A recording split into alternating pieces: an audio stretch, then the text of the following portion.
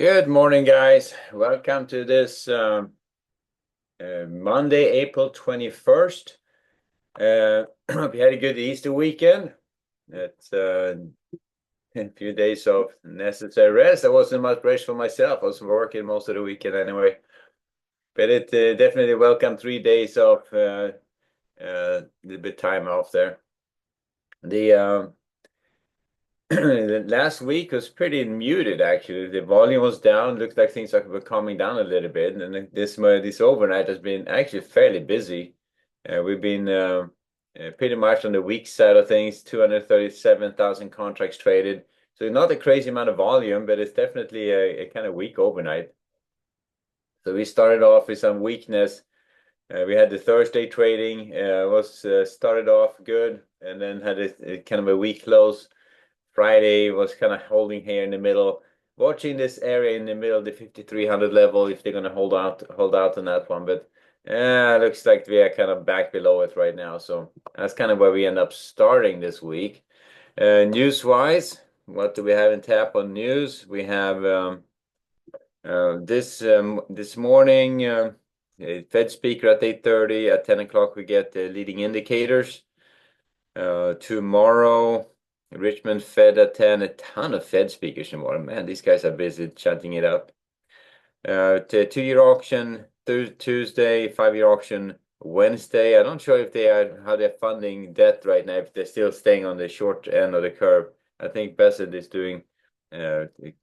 putting some sanity back in that thing in terms of how they're borrowing the money. But anyway, it's a 2 and 5-year auction coming up. We have on Wednesday PMI, new home sales. Thursday, durable goods, jobless claims. Friday, consumer sentiment. So not a crazy news week in terms of big items, but the fact a steady stream of news coming out throughout the week. But I don't think it's going to be one of those news weeks where you have a major kind of piece of news which potentially could drive the market. So we will see how the general sentiment is, kind of what I'm thinking right now. So we are down below the 5,300 right now. And as such, we are in the territory where we can really see tests down here at the 5,000 level again. So you can see that this is not a lot, nothing obvious on the way down here. You have a small attractor here at the 5175, a pretty good attractor at 5100, 5110.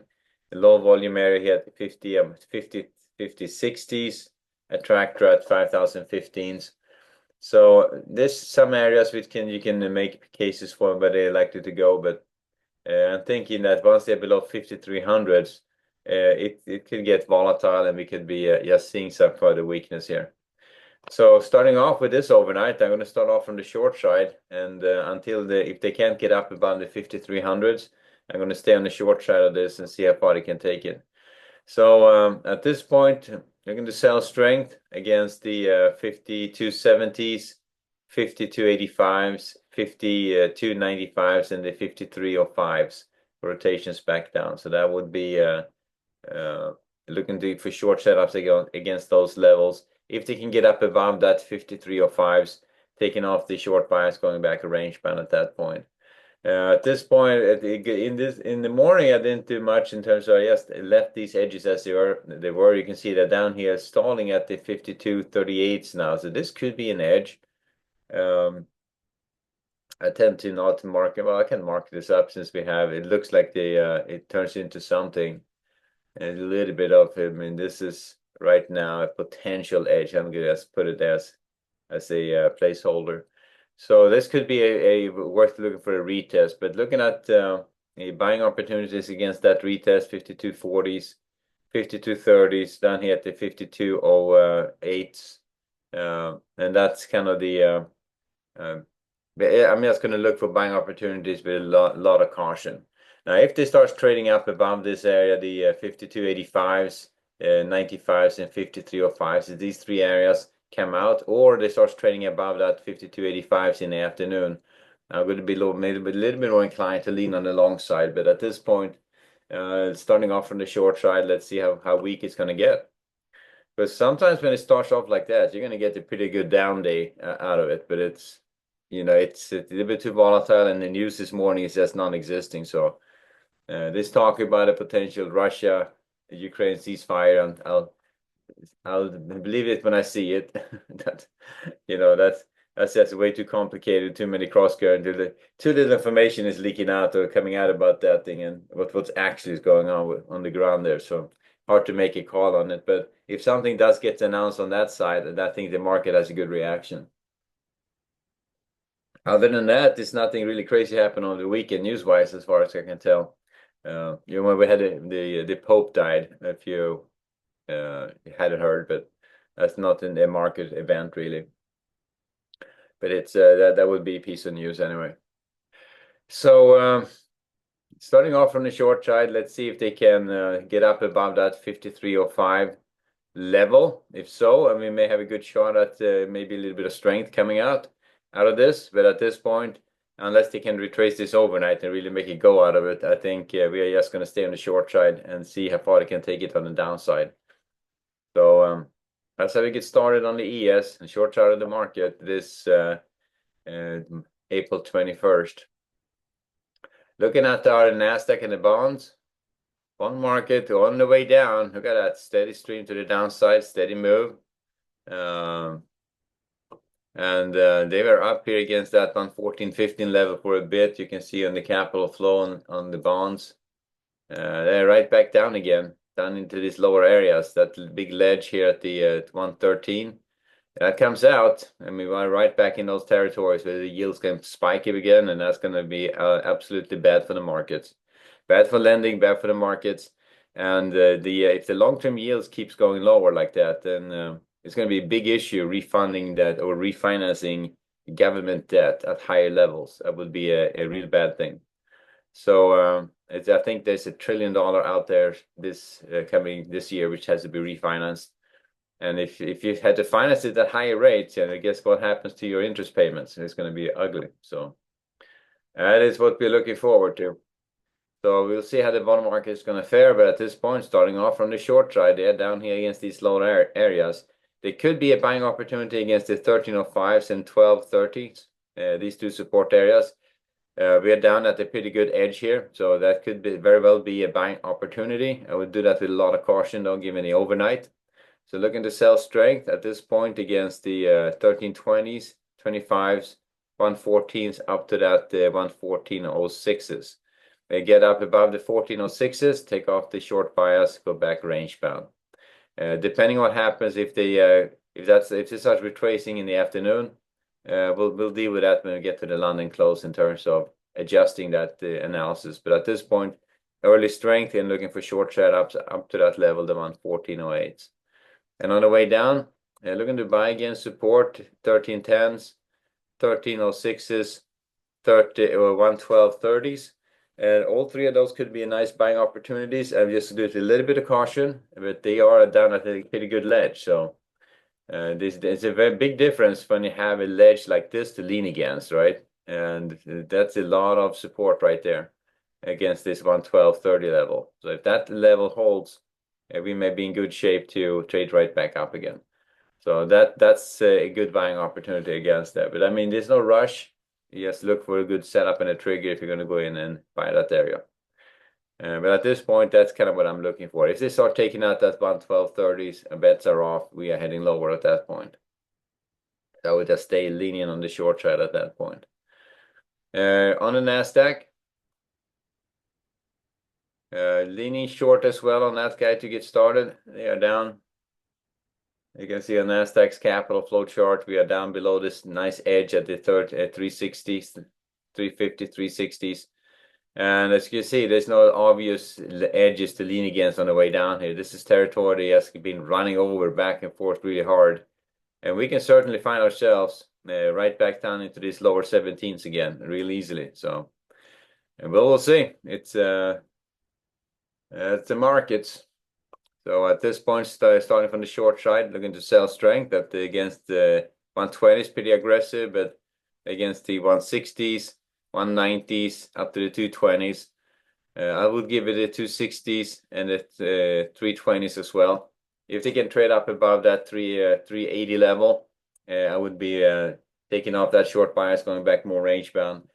At least to get started in the morning. So if they get up above the London close, usually have a pretty good chance of turning this around into more of a range-bound market.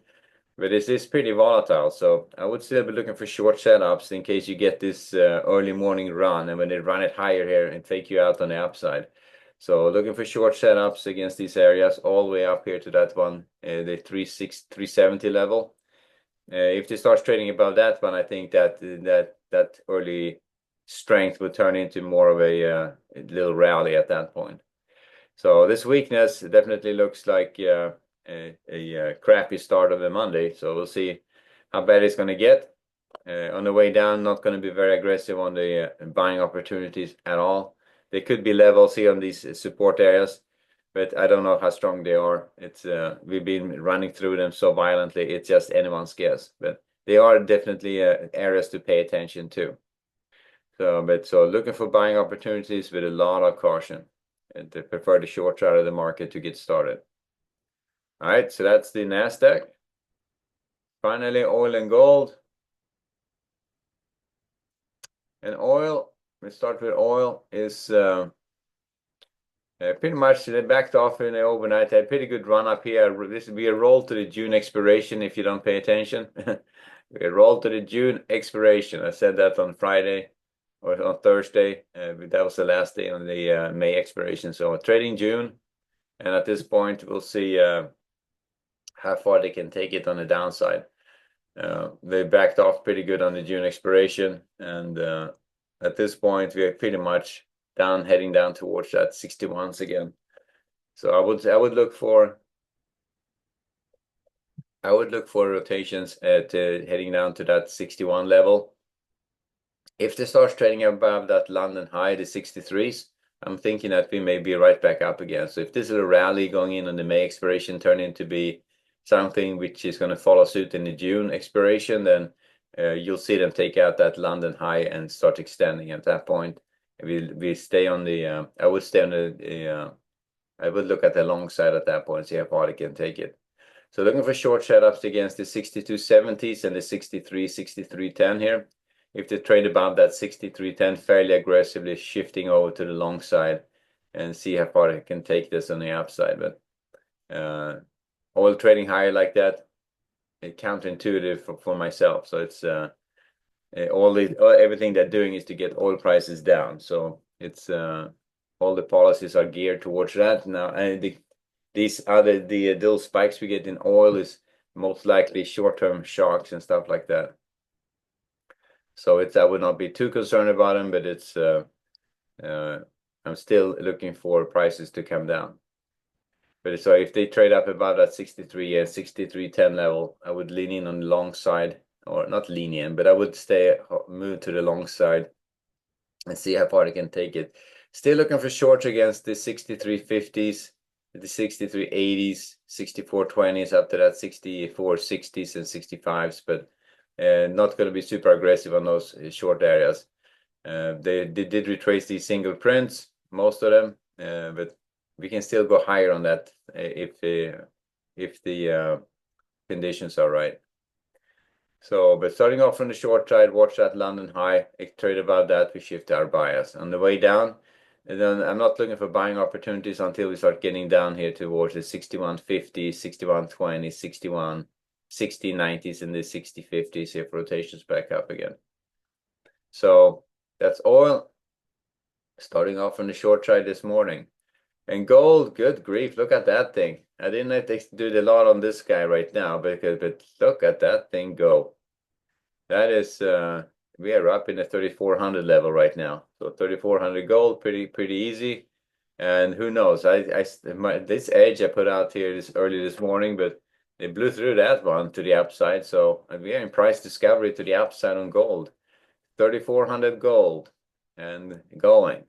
So there is some significant concern out there in the world, that's for sure. And people buying gold at these prices and still buying. So big players, big banks central banks are buying gold. I don't know if they are planning for a major long drawn out conflict of some sort. Right now, the tariff stuff is, I think, I don't think that's really the cause of this. And then, I mean, this would be well, it could be, I guess, but it just feels like that would be a re-normalizing a really imbalanced trade situation would not be causing gold to spike like that, unless there's something else brewing behind the curtains, which we are not aware of. But anyway, we are trading that from the long side. So buy weakness, 34.10, 34.8, yeah, 34.8s, 34.03s, 33.93s, 33.85s, 86s, down to that 33.80s for rotations back out. Days like this, as I keep saying, you can also get pretty nice retracements as the day session kicks in. So we're right now in Y period, getting into that start of the day session. So we may see them retrace this whole thing and then some all the way down here to that 33.70s if that's the case. So and that would be something to look for. If they start taking out that 34.03s or 4s here, start trading below that one, I would look for a short trade down at least to the 33.93s, maybe even lower. Because when it starts, that heads down pretty freaking quick. And happens more than often that they retrace this whole overnight and then trade right back up again. But volatile trading on gold, so trade that with a lot of caution. I'm not going to put out a level here because this is so volatile right now. I can't tell if it's an edge or not, but they're definitely up here trying to take this higher. These bars are pretty big too. This first bar is 15 up to the 19, so yeah, not that big. 40 ticks. So definitely in a good move to the upside on gold. So let's see if we start seeing that retracement and a retest of this area, the 3400s, and that would be the first level. Would be a good sign. If they start taking that out, yeah, then you're gonna get the test of 3403s. And if that comes out, then yeah, start thinking about that retracement trade at that point. But initially, I'm going to be looking at buying these two support areas for rotations back up again. All right, so that's gold. You got oil from the short side, gold from the long side, ES and NASDAQ, both from the short side to get started. Let's see if we get some strength come back into this thing or how this market's going to feel. So we'll leave it there. It's a lot of different cross currents this morning, so I'm going to see. We're going to see how this develops. But we know how to start off the day, and then we'll adjust accordingly depending what happens. So good trading, guys. I'll see you back at 11:30 for the next update. Later.